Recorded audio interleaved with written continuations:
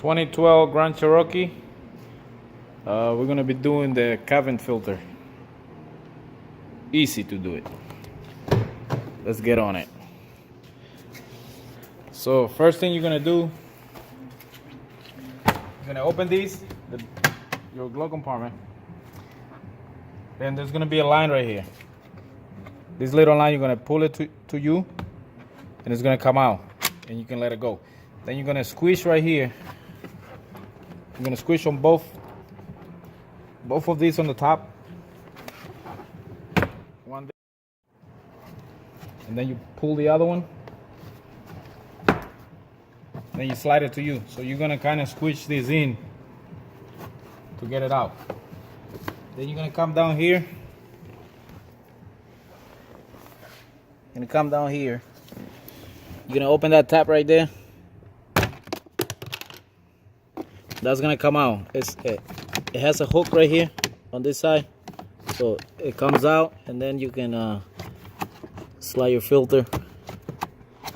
And follow the arrow. You see the arrow saying facing down, pointing down. You gotta make sure when you put your new one, you put it the same way. Whoa, this is dirty. Whoa, it's very dirty. Yeah, if you don't see the daylight, that means it's done. Then we take the new one.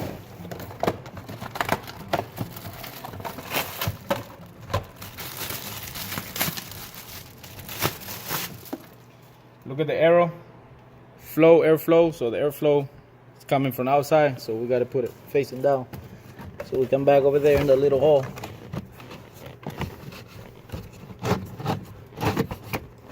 Push it in. Now we take this. This has a hook. You hook it up on the left side, right side, I mean, and then just push it in. Now to put this back in, first you clip it on the bottom, get your little wire, and then you push in. Then you put your little thing here, put it in the notch, push it forward, and that's it. It's done. Simple, easy. Thank you.